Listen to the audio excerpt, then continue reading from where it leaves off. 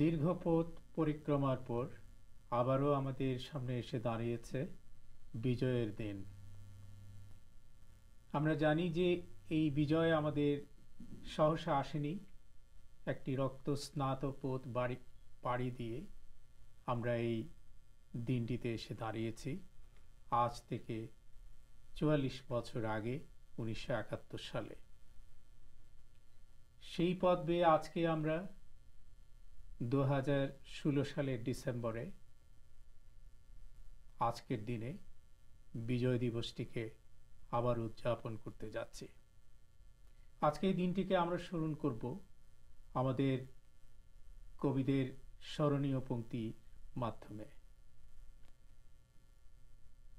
প্রবাসে যে সব কবিরা আছেন তারাও রচনা করেছেন এই দিনটিকে নিয়ে, বিজয়ের দিনটিকে নিয়ে, স্বাধীনতা নিয়ে তাদের অসংখ্য পংক্তিমালা। আজকে কবিতা দিয়ে আমরা স্মরণ করতে যাচ্ছি যাদের উপস্থিতিতে। তারা হচ্ছেন, আমার বায়ে আছেন কবি সাহুল আহমেদ, আছেন বাচিক শিল্পী আনোয়ারুল হক লাভলু, আমার ডানে আছেন কবি শামসাল মমিন, কবি কাজী আতিক ও বাচিক শিল্পী সাবিনা শারমিন নিহার। আপনাদের সবাইকে স্বাগত আজকে আমাদের স্টুডিওতে। আমরা জানি যে একটি স্বল্প সময়ের ভেতরে, আমরা মাত্র ৯ মাসের ভেতরে আমরা এই বিজয়কে অর্জন করতে পেরেছি। কিন্তু সময় যাই হোক, আমরা জানি যে এই সময়টুকু ছিল আমাদের অত্যন্ত বিভীষিকাপূর্ণ। আমাদের ৩০ লক্ষ মানুষের আত্মাহুতি হয়েছে, মা বোনের আমাদের শ্লীলতাহানি হয়েছে, এবং তার মধ্য দিয়েই আমরা এই বিজয়টিকে অর্জন করেছি। আমাদের সবারই কিছু না কিছু স্মৃতি আছে এই ক্ষেত্রে। কবি শামসুল মমিন, এই ক্ষেত্রে আপনাকে দিয়ে শুরু করছি।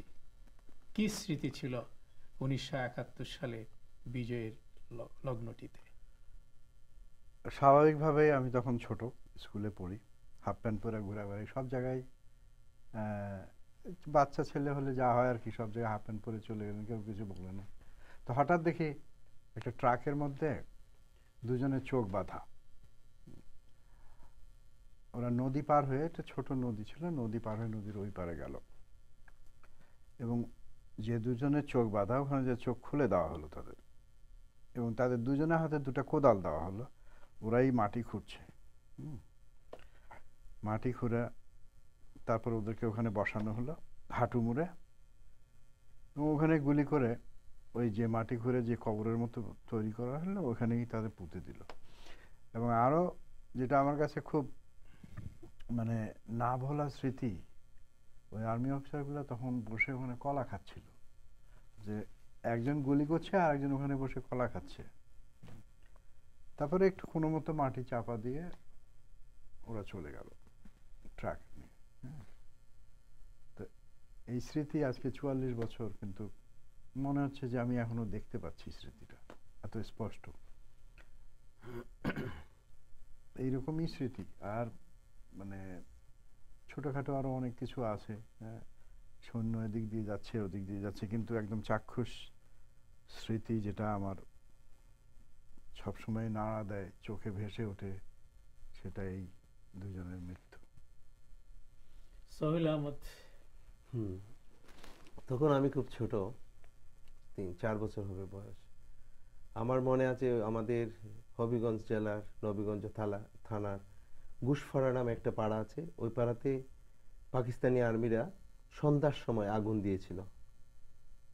আগুন, এমন আগুন, তখন সারা আকাশ ধোঁয়ায় ভরে গেছিল। আমাদের বাড়িতে তখন ওই বাড়ির লোকজন আসছিল, এই আমার মনে আছে। আমরা বাড়িতে থাকতে পারতাম না, প্রায়ই আমরা আমাদের বাড়ি ছেড়ে অন্য গ্রামে যাইতে হতো সন্ধ্যার সময় হাইটা হাইটা।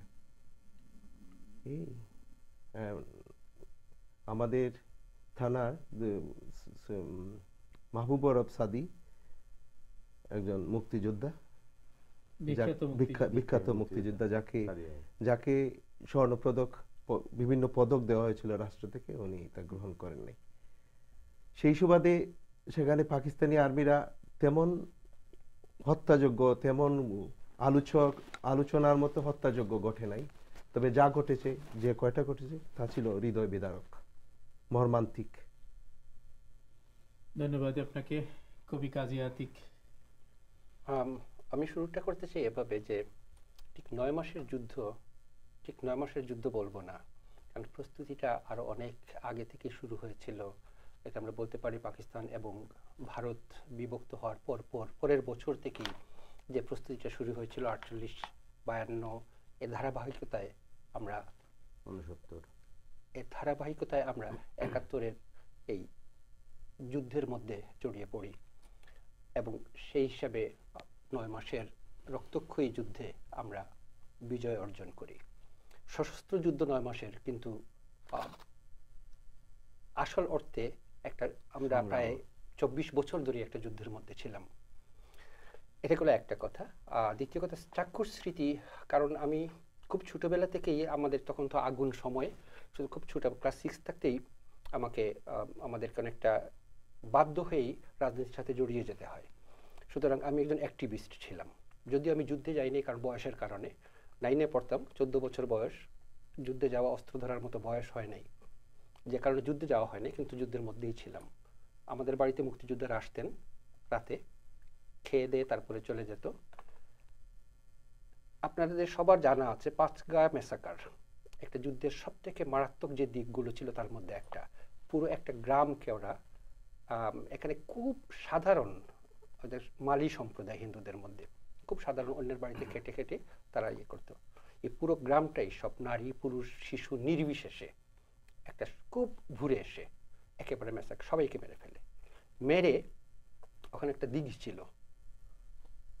ওই দিঘির মধ্যে সবাইকে ফেলে রেখে চলে যায় পুরো গ্রাম। আমাদের বাড়ির দুই পাশে, ডান পাশে হচ্ছে হিন্দু পাড়া, বাম পাশে হচ্ছে মুসলিম পাড়া। তো গাড়িটা যখন আমাদের বাড়ির সামনে দিয়ে প্রথমে যায়, যখন সাজোয়া বাহিনীটা, এই হিন্দু পাড়ার সব লোকেরা আমাদের বাড়িতে, আমি বলবো 10 ফিট বাই 10 ফুট, গ্রামের বাথরুম সবকিছু একটু বড় বড় হয়, 10 ফিট বাই 10 ফিট বাথরুমের ভিতরে 200 মানুষ নারী পুরুষ ছিল।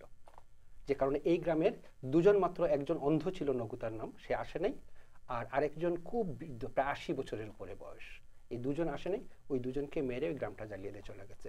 বাকিরা যেহেতু আমাদের এখানে ছিলাম, বাথরুমের ভিতরে ছিল, এরা বেঁচে গেছে, কারণ আমাদের বাড়িতে ঢুকে নেই আর্মি। এটার একটা কারণ আছে, যদিও আমাদের বাড়িতে ছিল মুক্তিযোদ্ধাদের আড্ডা, এবং আমাদের বাড়ির অর্ধেক ছিলাম ইন্ডিয়াতে, অর্ধেক ছিল এখানে। এটা শান্তি কমিটির চিফ যিনি ছিলেন, দেওয়ান আব্দুল বাসিত, উনি পাকিস্তানের ফুল মিনিস্টার ছিলেন। যেহেতু আব্বা ওনার খুব ক্লোজ ফ্রেন্ড ছিলেন, এই কারণে আমাদের বাড়িটা মার্ক করা ছিল যেন আর্মি না ঢুকে।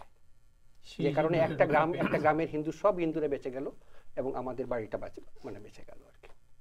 তো এইগুলো আসলে সবসময়ই খুব পুরা 9টা মাস জুড়ে সারা দেশে এই জিনিসগুলো ঘটেছে, এবং আমরা যেগুলো চাক্ষুষ করেছি সেগুলো করেছি। প্রতিনিয়ত আমরা খবর দেখেছি, আমাদের মনে আছে দেবদুলাল বন্দ্যোপাধ্যায়ের খবর। তো এই যে জিনিসগুলো, চরমপত্র, এগুলো শোনার জন্য পাগল হয়ে থাকতাম, শুনতাম আকাশবাণী থেকে যেগুলো করা হতো।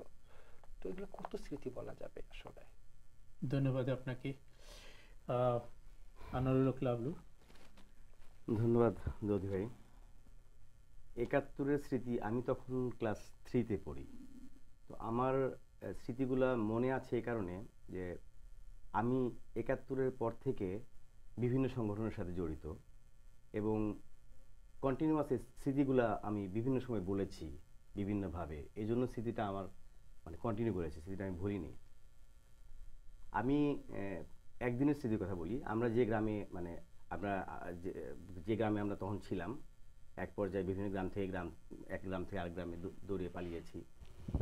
একদিনের ঘটনা হলো, আমাদের সেই গ্রামের দায়িত্বটা ছিল, আমরা যারা বাচ্চারা ছিলাম, আমাদের মুক্তিযোদ্ধা মামা চাচা ওনারা আমাদেরকে শিখিয়ে দিয়েছিলেন যে পাঞ্জাবি আসলে, হানাদার বাহিনীর আসলে তোমরা গ্রামের মুখে মাঠের মধ্যে খেলা করতাম। ওরা আসলে পরে তোমরা পাকিস্তান, ওরা ওদেরকে দেখলে পরে তোমরা পুরা গ্রাম দৌড়াবে, আর ইয়ে আসছে, পাঞ্জাবি আসছে বলে দৌড়াবা পুরো গ্রামটা, মেসেজটা সবাইকে দিয়ে তোমরা এসে আবার এখানে খেলবা। তো অনেক দূরের থেকে দেখা যেত যে পাকিস্তান আর্মিরা আসছে। তো আমরা এটা করতাম। তো একদিন পাঞ্জাবিরা আসলো প্রায় 60 জনের মতো, 50-60 জনের মতো হবে। আসার পরে ওরা সামনের রাস্তা দিয়ে কতজন শোলার বোঝা নিয়ে যাচ্ছে। তো ওদেরকে বললো, ওরা এসে জিপ থামানোর পরে ওরা বলতেছে ইয়েকে, ওই শোলার বোঝা যাদের যে ইয়েকে দেখছো কিনা, মুক্তিযুদ্ধ আমরা খবর পাইছি এদিকে মুক্তিযোদ্ধা এসছে, তো ওদিকে দেখা গেছে কিনা। তো ওনারা বলতেছে না আমরা দেখিনি। তো যেই মাত্র ওরা মুভ করছে সাথে সাথে ওরা ওই সোলার বোঝার ভিতরে স্ট্যান্ড গান ছিল, ওখানেই অ্যাম্বুশ করছে। আমরা তখন মানে একটু দূরে খেলতেছি, তো এই দেখে তো আমরা দৌড়। তারপরে ওখানে মারা যাওয়ার পরে পরের দিন রাত্রেবেলায় ওরা এসে পুরা গ্রাম জ্বালিয়ে দিল। এবং সেই কি শব্দ, সারা রাত আমরা দৌড়ালাম মাঠের মধ্যে। আমরা তখন পাট গাছ ছিল, পাট কেটেছে, চোখা পাট কাঠির উপর দিয়ে সারা রাত আমরা, অনেক মানুষ মারা গেল, কারো মা মারা যাচ্ছে, কারো ছেলে মারা যাচ্ছে রাত্রেবেলা। দৌড়াতে ভোরবেলা আমরা একটা বাড়িতে গিয়ে উঠলাম যখন, তখন আমাদেরকে মিষ্টি কুমড়া, যেটা কুমড়া সিদ্ধ করে দিল খেতে। আমার এখনো মনে আছে ছোটবেলায় আমরা ওই সময় যে কি মানে মজা করে, কি তৃপ্তি নিয়ে যে কুমড়াটা খাচ্ছিলাম, অর্থাৎ পরিশ্রান্ত অবস্থায় সেটাই ভালো লেগেছিল আর কি। সেই স্মৃতি, এটা অনেক স্মৃতি আছে। 9 মাসে আমার পুরোটা সময় আমার মনে আছে। প্রত্যেকেরই মানে নানা স্মৃতি নিয়ে আমরা আছি। ধন্যবাদ আপনাকে। তো সাবিনা শারমিন নিহার, আপনার কি স্মৃতি আছে? আমার আসলে কোনো চাক্ষুষ স্মৃতি নাই। আমার যা স্মৃতি আমার আব্বা আমার কাছ থেকে শোনা, সেটা হচ্ছে আমার আব্বা কলেজের অধ্যাপক ছিলেন। ওই সময়টাতে আমরা যেখানে থাকতাম, মানে আমার আব্বা যে কলেজে ছিলেন ওটা হচ্ছে হিন্দু অধ্যুষিত এলাকা।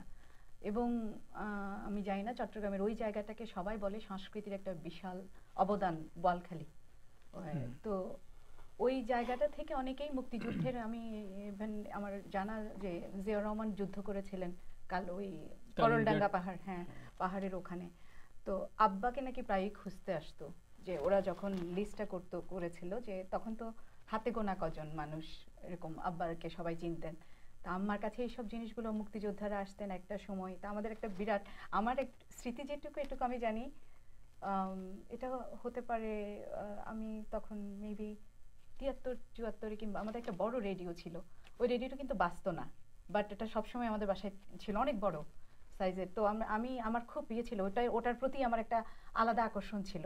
কারণ আব্বা বলতো এই রেডিওটাই নাকি ওরা লাথি মেরে, বাড়ি ইয়েতে ছিল আমাদের গ্রামের বাড়িতে, আমার আসলে তখন খুব নতুন বিবাহিতা আর কি, মানে আমার মনে হয় 5-6 বছর। তো সবাই খুব ভয় পেত যে ইয়াং মহিলাদের কথা শুনতো।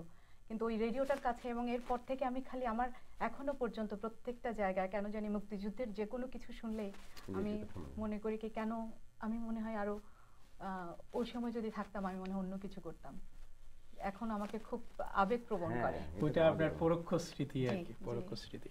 তো আমরা যেটি জানি যে আমাদের কাব্যে কিন্তু এই মুক্তিযুদ্ধ এবং আমাদের বিজয় ইত্যাদি নিয়ে নানা রকম পংক্তি রচিত হয়েছে। আমাদের বিখ্যাত কবিরা প্রায় প্রত্যেকেই আমাদের স্বাধীনতা যুদ্ধ, আমাদের বিজয় ইত্যাদি নিয়ে চমৎকার পংক্তিগুলো রচনা করেছেন, এবং তাতে করে উঠে এসেছে সেই সময়ের অনেক দৃশ্যাবলী।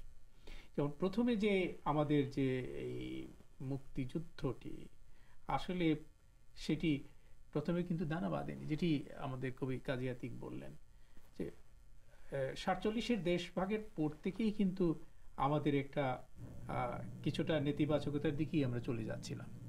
বিশেষ করে 21শে ফেব্রুয়ারিতে যে ভাষা আন্দোলনের সময়টুকু থেকে আমাদের মধ্যে সেই বীজটি প্রতীত হয়েছিল।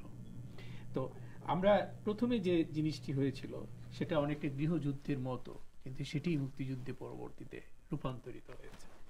আব্দুল মান্নান সৈয়দ বলছেন, ছিল সেটা গৃহযুদ্ধ, আমার ভেতরে রাত্রির বিরুদ্ধে চাঁদের মতো জ্বলছিলাম আমি। প্রথমে ক্ষীণ শশী কলা, দিগন্তের কালো ক্ষেতে চলসে উঠেছিল সোনার হেসোর মতো। তো আমরা বিখ্যাত কবিদের যে পংক্তিমালা, সেই পংক্তি দিয়েই আমরা প্রথমে আজকের কবিতা পাঠের আসরটি শুরু করি। সাবিনা শারমিন নিহার, আপনি সম্ভবত আপনি আসাদ চৌধুরীর কবিতা আমি পড়বেন, আসাদ চৌধুরী। তো শুনি আমরা। আসাদ চৌধুরীর বিখ্যাত সেই কবিতা বারবারা বিডলারকে। ভিয়েতনামের উপর তোমার অনুভূতির তর্জমা আমি পড়েছি। তোমার হৃদয়ের সুবাতাস আমার গিলে করা পাঞ্জাবিকে মিছিলে নামিয়েছিল। প্রাচ্যের নির্যাতিত মানুষগুলোর জন্যে অসীম দরদ ছিল সে লেখায়।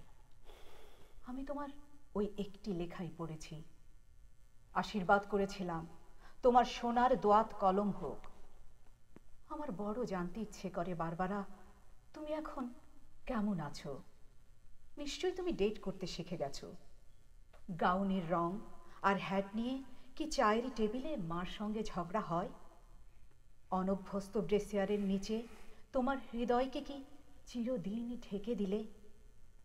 আমার ভীষণ জানতে ইচ্ছে করে বারবারা, তোমাদের কাগজে নিশ্চয়ই ইয়াহিয়া খাঁর ছবি ছাপা হয়। বিবেকের বোতামগুলো খুলে হৃদয় দিয়ে দেখো, ওটা একটা জল্লাদের ছবি। 15 লক্ষ নিরস্ত্র লোককে ঠান্ডা মাথায় সে হত্যা করেছে। মানুষের কষ্টার্জিত সভ্যতাকে সে গলা টিপে হত্যা করেছে। অদ্ভুত জাদুকরকে দেখো, বিংশ শতাব্দীকে সে কৌশলে টেনে হিঁচড়ে মধ্যযুগে নিয়ে যায়। দেশলাইয়ের বাক্সর মতো সহজে ভাঙে গ্রন্থাগার, উপাসনালয়, ছাত্রাবাস, মানুষের সাধ্য মতো ঘর বাড়ি। 7 কোটি মানুষের আকাঙ্ক্ষিত স্বপ্নের ফুলকে সে বুট জুতোই থেতলে দেয়। টু উইমেন ছবিটা দেখেছো বারবারা? গির্জায় ধর্ষিতা সোফিয়া লরেনকে দেখে নিশ্চয়ই কেঁদেছিলে। আমি কাঁদিনি, বুকটা শুধু খাঁ খাঁ করেছিল। সোফিয়া লরেনকে পাঠিয়ে দিও বাংলাদেশে। 30,000 রমণীর নির্মম অভিজ্ঞতা শুনে তিনি শিহরে উঠবেন। অভিধান থেকে নয়, 80 লক্ষ শরণার্থীর কাছ থেকে জেনে নাও নির্বাসনের অর্থ কি। জর্জ ওয়াশিংটনের ছবিওয়ালা ডাকটিকেটে খোঁজ থাকবে না স্বাধীনতার। আমাদের মুক্তিযোদ্ধার কাছে এসো। সাধু অ্যাবের মর্মর মূর্তিকে গণতন্ত্র আর মানবতার জন্যে মালির ঘামে ভেজা ফুলের তোড়া দিও না। নিহত লোকটি লজ্জায় ঘৃণায় আবার আত্মহত্যা করবে। বারবারা এসো, রবিশঙ্করের সুরে সুরে মুমূর্ষু মানবতাকে গায়। বিবেকের জং ধরা দরজায় প্রবল করাঘাত করি। অন্যায়ের বিপুল হিমালয় দেখে এসো ক্ষুব্ধ হই, সংগঠিত হই। জল্লাদের শানিত অস্ত্র সভ্যতার নির্মল পুষ্পকে আহত করার পূর্বে, সঙ্গীত চিত্রকলাকে ধ্বংস করার পূর্বে, ছাড়পত্রহীন সূর্যকিরণকে বিষাক্ত করার পূর্বে এসো বারবারা, বজ্র হয়ে বিদ্ধ করি তাকে।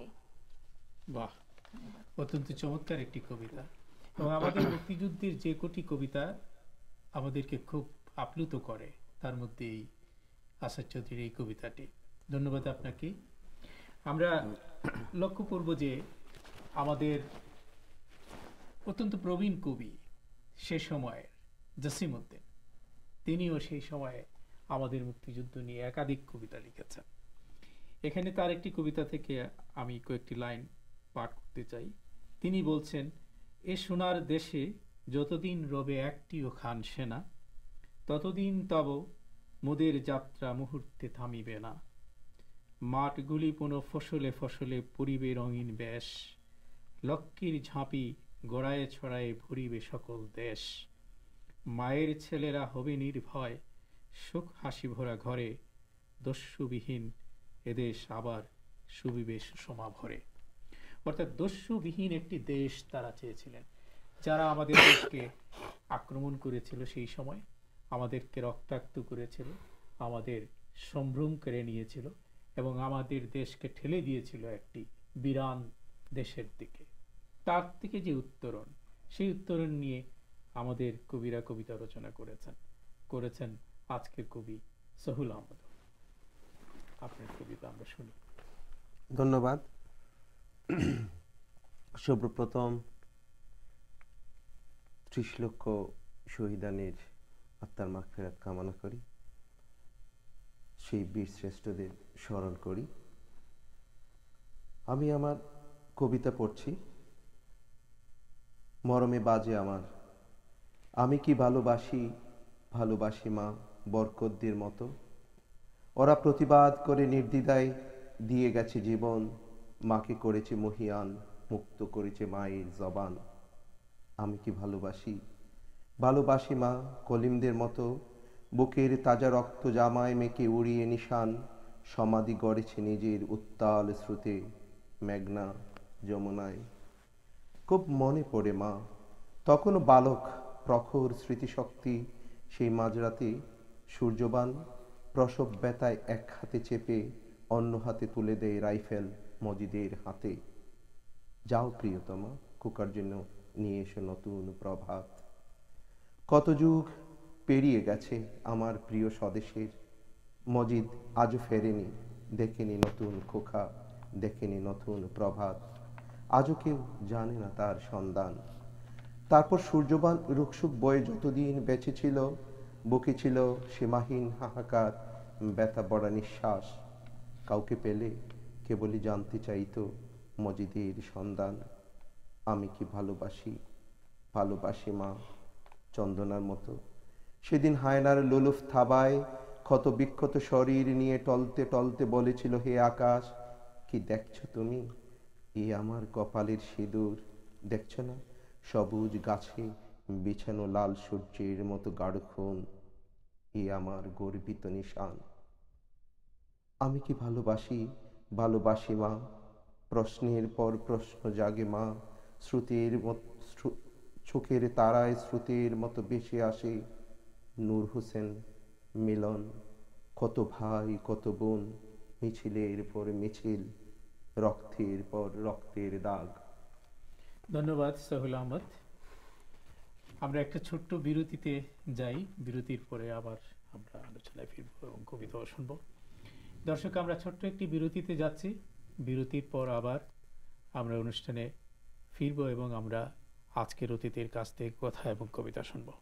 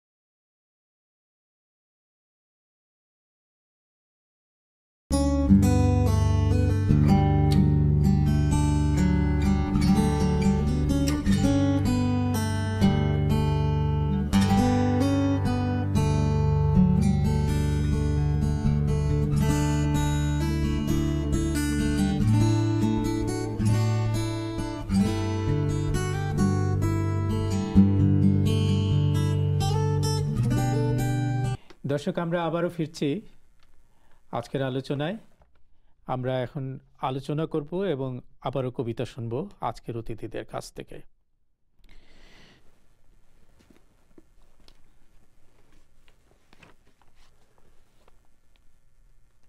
আমাদের বিখ্যাত কবি এবং আমাদের খুব কাছের কবি শহীদ কাদরী, তিনি আমাদের স্বাধীনতা যুদ্ধ এবং যুদ্ধের যে অবস্থা তার একটি চমৎকার চিত্র তিনি তুলে ধরেছেন তার নিষিদ্ধ জার্নাল থেকে। তার থেকে আমি কিছু অংশ এখানে পড়ে শোনাচ্ছি আপনাদের। তিনি বলছেন, ভোরের আলো এসে পড়েছে ধ্বংসস্তূপের উপর, রেস্তোরাঁ থেকে যে ছেলেটা রোজ প্রাতরাশ সাজিয়ে দিত আমার টেবিলে, তেরাস্তার মোড়ে তাকে দেখলাম শুয়ে আছে রক্তাপ্লুত শার্ট পরে। বন্ধুর সরে যাওয়ার রাস্তায় ডিআইটি মার্কেটের ধ্বংসস্তূপ, প্রতিরোধের চিহ্ন নিবিবর্ণ রাজধানী দাঁড়িয়ে রয়েছে, তার বিশাল করিডোর শূন্য। আমরা সেই সময়ের দৃশ্য যদি কল্পনা করি, আমরা এই দৃশ্য সর্বত্রই আমরা লক্ষ্য করেছি। করিডোর শূন্য আছে, মানুষের লাশ পড়ে আছে, বিধ্বস্ত জনপদ, যেটি আপনারা আলোচনায় বললেন অগ্নিদগ্ধ জনপদ। সেটি আমরা সেই সময় বারবার সর্বত্র প্রত্যক্ষ করেছি। তো আমরা এই নিয়ে যে সেই সময়ের যে চিত্র, সেই চিত্রকল্প যে কবিতায় উঠে এসছে, আমরা এটি শুনতে চাইবো এখন বাচিক শিল্পী আনোয়ারুল হক লাবলুর কাছ থেকে। কি কবিতা শোনাবেন আপনি? আমি লতি ভাই চাচ্ছি আপনার কবিতা দিয়েই শুরু করতে। আপনার একটি কবিতা ইদানিং প্রকাশিত হয়েছে কালীয় কলমে। তো বিজয়ের দিনে ৪৪ বছর আগে এই কবিতাটি। ঠিক আছে, শোনাব। আমার মনে হয় এই কবিতাতে বিজয়ের পরপর যে অবস্থাটা, সেই অবস্থাটা উঠে এসেছে খুব সুন্দরভাবে। মাঠ ভরে গিয়েছিল সর্ষে ফুলে, আর কোথা থেকে যে এত মৌমাছি এলো, সজনে গাছের আড়াল থেকে উকি দিল পিউ কাহা। এত পাখি এলো কোথা থেকে, এত প্রজাপতি, আর ঘাসের ডগায় এত শিশির, এত স্নিগ্ধতা চারপাশে। টিলার আড়াল থেকে উঠে এলো মতি ভাই, ঘাড় অবধি চুল, কাঁধে অস্ত্র, যেন চেগুয়ে ভাড়া। আরো এলো সূর্য, এলো আমাদের বাড়ির উঠোনে। যদিও তখনও ছাই উঠছে, ভস্ম থেকে তাপ উঠছে, যদিও তখনও মাটি চাপা স্বজনের লাশ, নদীতে দুর্গন্ধ, পচা মাংসের বিবমিশা, যদিও চাপা কান্না, তখনও থম ধরে আছে আকাশ। তবু আমাদের মনে হলো জানালা খুলে গেছে, দরজা খুলে গেছে, আকাশ অবধি রোদের পিচকিরি, হাওয়ার পাগলামি, আমাদের আঙিনা ভরে গেছে ঘাসে ফুলে। আর অজস্র পাখি এসে ডানা ঝাপটে যাচ্ছে অবিরাম। আমাদের হাসি ফিরে এসেছে, আমাদের প্রত্যয়, আমাদের মাটি ফিরে এসেছে, আমাদের ভাই ফিরে এসেছে, আমাদের বরা ভয়। মতি ভাইয়ের অস্ত্র নিয়ে আমরা আকাশের দিকে গুলি ছুড়ি, আমরা আনন্দে লাথি দিই, ছিটকে যায় পাথর নুড়ি। আর আমাদের বধূরা, আমাদের বিধবারা কান্না চেপে এসে দাঁড়ায় দুয়ারে। আমাদের উঠোনে গল গল করে জ্যোৎস্না নামে, রোদ নামে, ছাতিম ও হাসনুহানার গন্ধে ভরে ওঠে বাতাস। ধন্যবাদ। চমৎকার কবিতা লদি ভাই। আমার কাছে বিশেষ করে কবিতাটির মানে বিজয়ের পরপরের যে ইয়েটা, ফিলিংসটা অনেক ভালো সুন্দরভাবে উঠে এসেছে। ধন্যবাদ আনোয়ারুল হক লাবলু। আমরা আরেকটি কবিতার কিছু পংক্তি দিয়ে আমি পরবর্তী কবির কাছে যেতে চাই। আমাদের একজন বিখ্যাত কবি আহসান হাবিব, তিনি বলছেন, এসো আমার সমস্ত বুকে বুক জুড়ে স্বাধীনতা হও, সারা বুকে ছড়াও অথবা মায়ের দুলনা হও। দেখি নদী বয়ে যায় দেশময়, সরোবর নিজেই নিজের সারা বুকে ছড়ায় ঘুমের মতো ধীর মত্ততায় আলোকিত অস্তিত্বের আভা। মুক্তিযুদ্ধ একসময় গৃহযুদ্ধ মুক্তিযুদ্ধে গড়িয়েছে বলে আমাদের একজন কবি বলেছেন। তো আপনার অনুভূতি কবিতায় কিভাবে এসেছে আমাদের বিজয়? বাঙালি জীবনে সব থেকে বড় অর্জন হচ্ছে আমাদের বিজয়। 1000 বছরের, অথবা আমরা যদি বলি পৃথিবীর শুরু থেকে, বাঙালিদের শুরু থেকে। তো সেটা অর্জন করতে গিয়ে যাদের যেখানে যেভাবে অবদান ছিল তাদের সবার প্রতি আমি শ্রদ্ধা জানাচ্ছি।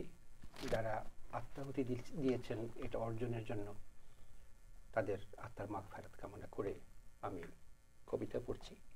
আমার কবিতায় সরাসরি বিজয় নেই, কারণ বিজয়ের সাথে কিছু প্রত্যাশা, প্রাপ্তি ইত্যাদির বিষয় ছিল। তো সরাসরি বিজয়ের ঘটনা বা বিজয়ের সময়টা কিন্তু আনুষঙ্গিকভাবে সেটাকে পাওয়া যাবে সেখানে। আমি যে প্রথম যে কবিতাটা পড়ছি, অপূর্ণতা ইদানিং। সহজ ছিল না রাত পূর্ণিমা নামিয়ে আনি, নগরীর বুকে রং বেরং নিয়নের উজ্জ্বলতায় ধাঁধানো চোখে। উপায় ছিল না তারা রাত ঝুলিয়ে রাখি আকাশের নীলে, ছুড়ে দেওয়া উচ্ছ্বাস বহুরং ফুলঝরি আলোতে। প্রবৃত্তি ছিল না রাত কামিনী ফিরিয়ে আনি সহনীয় উচ্ছ্বাসে, তবু ইচ্ছারা যায় কত দূর, তবু ইচ্ছারা যায় কিছু দূর, তারপর জ্যোতি ছিন্ন আঁকে। বাহ, শামসুর রহমান, আমাদের স্বাধীনতা বিজয় ইত্যাদি যদি আমরা ভাবি, যে কবির নাম প্রথমেই উচ্চারিত হয় তিনি শামসুর রহমান। শামসুর রহমানের তোমাকে পাওয়ার জন্যে হে স্বাধীনতা, তিনি বলছেন এই কবিতায়, পৃথিবীর এক প্রান্ত থেকে অন্য প্রান্তে জ্বলন্ত ঘোষণার ধ্বনি প্রতিধ্বনি তুলে নতুন নিশান উড়িয়ে দামামা বাজিয়ে দিক বিদিক, এই বাংলায় তোমাকে আসতেই হবে হে স্বাধীনতা। কবি শামসুল মমিন, আপনার কবিতায় আমরা শুনতে চাই বিজয়ের কথা। এই কবিতাটা সরাসরি যে বিজয়ের কবিতা এটা বলা যাবে না, কিন্তু অবশ্যই বাংলাদেশের কথা, স্বাধীনতার কথা, আমাদের আত্মার বিজয়ের কথা এবং কবিতার বিজয়ের কথা আছে। কবিতাটা পড়ছি, শিরোনাম যাকে দেখে চেনা যায়। বরং একটা কবিতা শোনাও আজ, যার উপমা ও চিত্রকল্প বোবার কান্নার মতো হৃদয়ে টঙ্কার দিয়ে ওঠে। হোক না ভুল উচ্চারণে, ভুল ব্যাকরণে, অশুদ্ধ বাক্য বিন্যাসে, কিন্তু যেন আমাকে চিনতে পারি, এরকম একটা কিছু, একটা কবিতা। খাঁটি বাংলাদেশের আল মাহমুদ, শহীদ কাদরী, শামসুর রহমান দর্শক সারিতে, সূর্যগ্রহণের মতো স্মরণীয়, ভাসানির তর্জনীর মতো একরোখা, দেয়ালে দেয়ালে রাষ্ট্রভাষা, ঘাস ফুল নদী আঁকা, হোক তা রংপুরের, সিলেটের, বরিশাল কিংবা চট্টগ্রামের। আমি শুধু একটা কবিতা চাই, যার পংক্তিমালা কলোনির জানালায় শিক ধরে থাকা সারি সারি চোখে হঠাৎ চঞ্চল হয়ে ওঠা। কার লাশ পড়ে আছে মরা শালিকের পাশে, ভাঙর পল্লীতে চোখ জ্বলা পূর্ণিমায়, কার পাপ যেন ভেসে যায় ফ্ল্যাটে ফ্ল্যাটে চাপা হাসি, চুপ কথা, মনিবেরা মাথা হেট করে দাঁতে দাঁত ঘষে। ড্যাম ইট, তোমার যা খুশি করো, আমি শুধু একটা কবিতা শুনতে চাই। ছোট কোনো বালকের, যার চোখে নক্ষত্রের ছোটাছুটি, যার মুষ্টিবদ্ধ হাত আমাদের ঐক্য, সেই মেয়েটির যার চোখেই কবিতা, যেমন তেমন করে বেনিগাথা, এলোমেলো, কি সুন্দর মোরগ ছানার পিছে এঁকে বেঁকে হেঁটে যাওয়া। তোমাদের যা খুশি করো, আমি শুধু একটা কবিতা শুনতে চাই, যার গভীর ভিতরে চোখ ফাটা সবুজের গন্ধ, ঠিক এরকম, যাকে দেখে চেনা যায় এ আমার নারী ছেঁড়া। বাহ, চমৎকার কবিতা, ধন্যবাদ আপনাকে। আমরা যদি স্মৃতিচারণ করি, আমাদের প্রচুর স্মৃতি অবশ্যই আমার আছে, প্রত্যেকেরই আছে। 9 মাসের একটি যুদ্ধ আমাদেরকে নাড়িয়ে দিয়ে গেছে। আসমুদ্র হিমাচল ব্যাপী একটি কথা আছে, আমাদের তেঁতুলিয়া থেকে টেকনাফ পর্যন্ত মানুষের মধ্যে সেই 9 মাসে একটি বিভীষিকা এবং যুদ্ধের যে ভয়াবহ দিক সেটি কম এবং বেশি স্পর্শ করেছে সবাইকে। আমরা যারা তখন কিশোর ছিলাম, কবি শামসুল মমিন এবং কবি কাজী আতিক বলেছেন, কিশোর বয়সেও আমাদের অবলোকনের যে দৃষ্টি ছিল, আমাদের দেখার যে গভীরতা ছিল, আমরা মুক্তিযুদ্ধকে খুব কাছে থেকে অন্তত দেখেছি। আমরা মুক্তিযুদ্ধে অংশগ্রহণ করতে পারিনি ঠিকই, কিন্তু মুক্তিযুদ্ধের সমস্ত আবহ আমাদেরকে স্পর্শ করে গেছে। আমাদের প্রতিবেশী, আমাদের আত্মীয় স্বজন অনেকেই মুক্তিযুদ্ধে অংশগ্রহণ করেছেন। আমি এই যে একটু আগে আমার একটি কবিতা পড়লেন পাচিক শিল্পী আনোয়ারুল্লাহ আবরু, সেখানে আমি একটি চিত্রকল্প বলেছি যে মতিবাইয়ের স্টেন গান নিয়ে আমরা গুলি করা। ব্যাপারটি ছিল সেখানে, এটি বাস্তবেও ছিল। আমরা আমাদের আত্মীয় স্বজন যারা মুক্তিযুদ্ধ থেকে এসেছিলেন তাদের স্টেন গান নিয়ে আমরা উপরের দিকে গুলি করেছি আনন্দে উল্লাসে বিজয়ের দিনে। তো এই যে একটি অবরুদ্ধতার ভেতর থেকে বেরিয়ে এসে আমাদের যে উল্লাসটি, বিজয়ের যে উল্লাসটি, তার আসলে কোনো জুড়ি নেই। আমি যদি ভুল বলে না থাকি, উপমহাদেশে একমাত্র বোধহয় আমাদের দেশটি, যেটি বাংলাদেশ, যেটি একটি রক্তক্ষয়ী যুদ্ধের মাধ্যমে স্বাধীনতা পেয়েছে। তো আমরা আরেকটি কবিতা শুনি সহুল আহমেদ আপনার কাছ থেকে।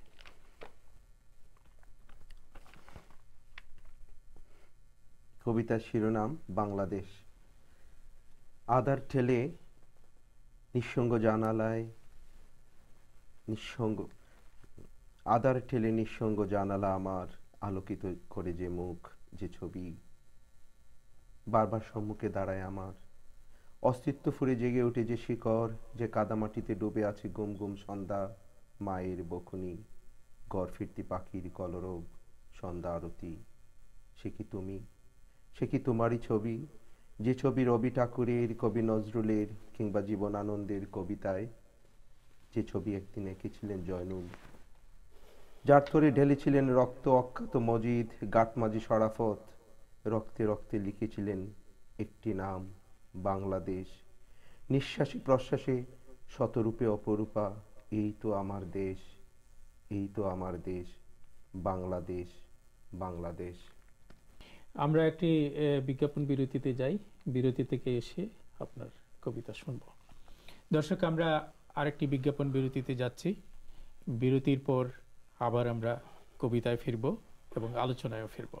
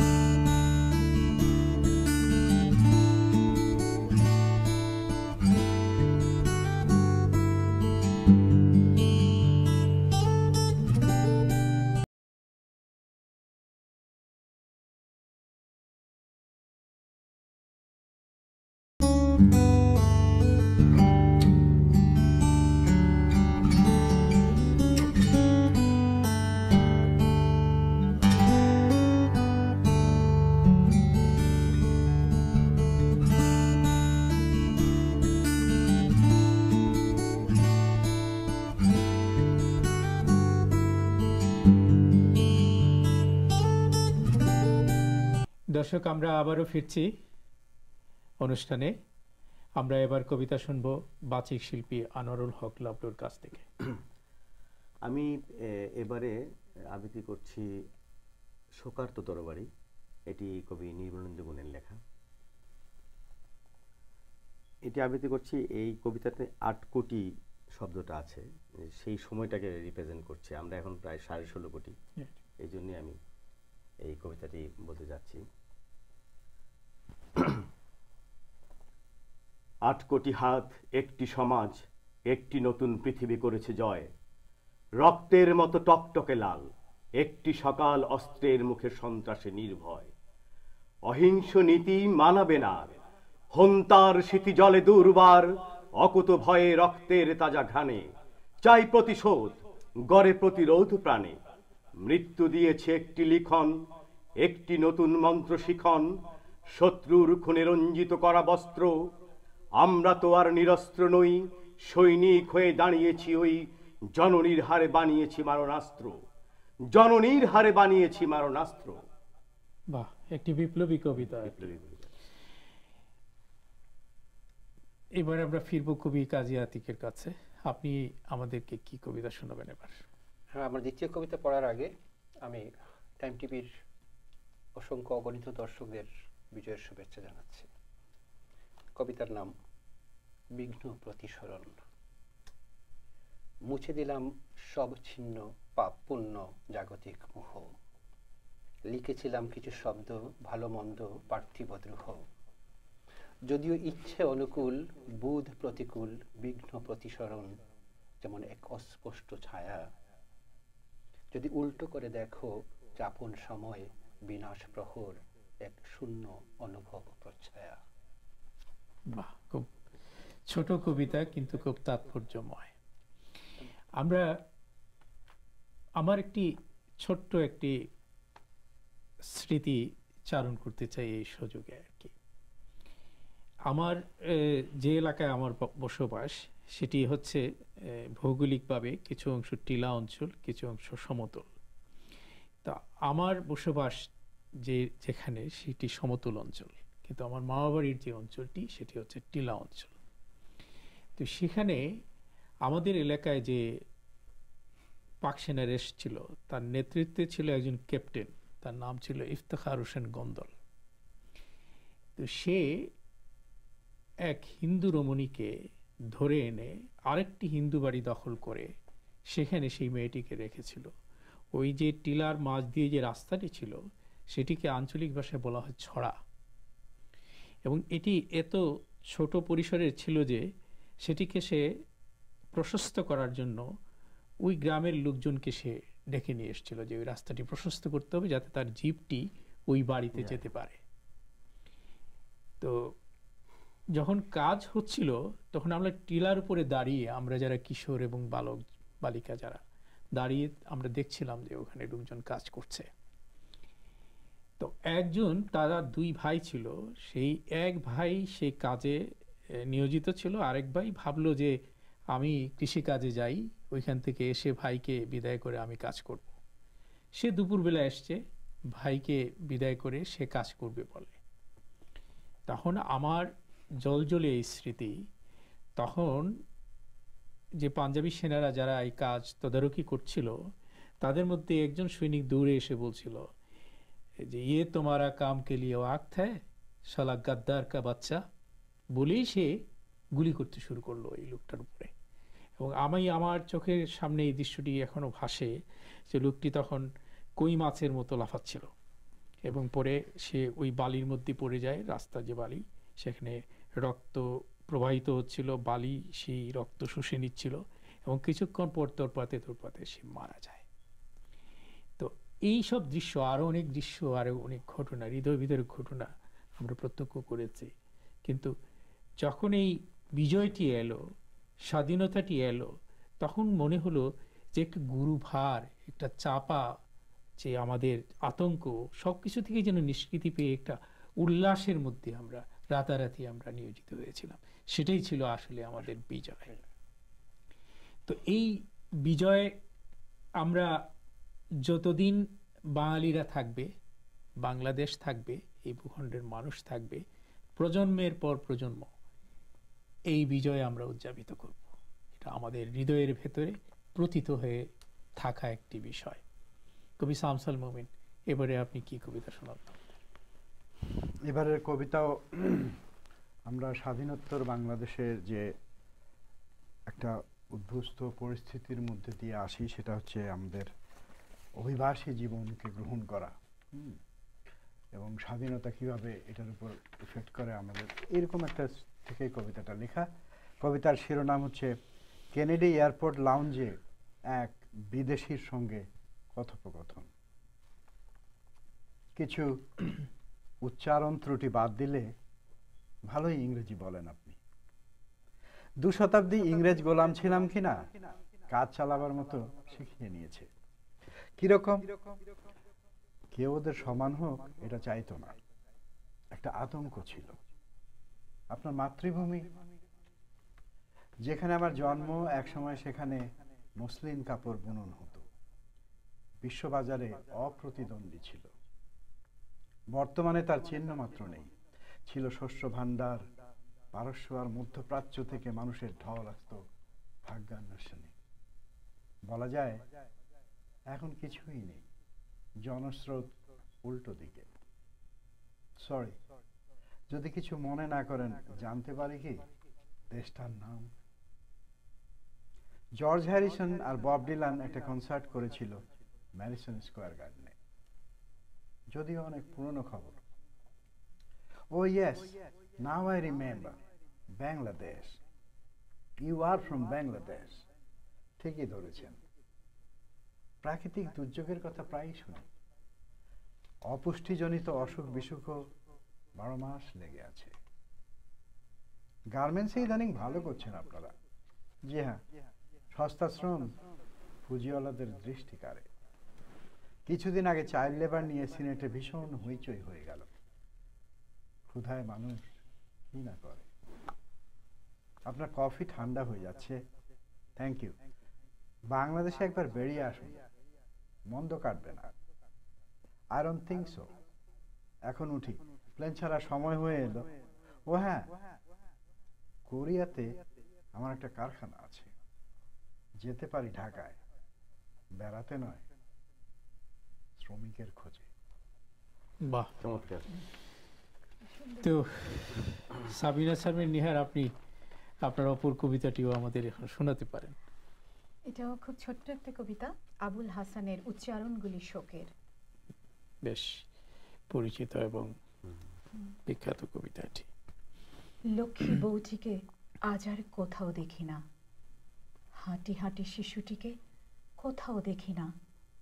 কতগুলো রাজহাঁস দেখি, নরম শরীর ভরা রাজহাঁস দেখি। কতগুলো মুখস্থ মানুষ দেখি, বউটিকে কোথাও দেখি না, শিশুটিকে কোথাও দেখি না। তবে কি বউটি রাজহাঁস, তবে কি শিশুটি আজ মাঠের সূর্য, সবুজ আকাশ।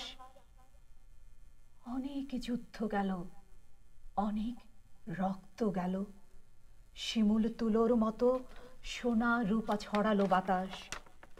ছোট ভাইটিকে আমি কোথাও দেখি না, নরম নোলক পরা বোনটিকে আজ আর কোথাও দেখি না।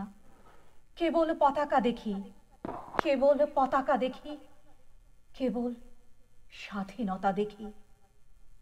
তবে কি আমার ভাই আজ ওই স্বাধীন পতাকা, তবে কি আমার বোন তিমিরের বেদিতে উৎসব।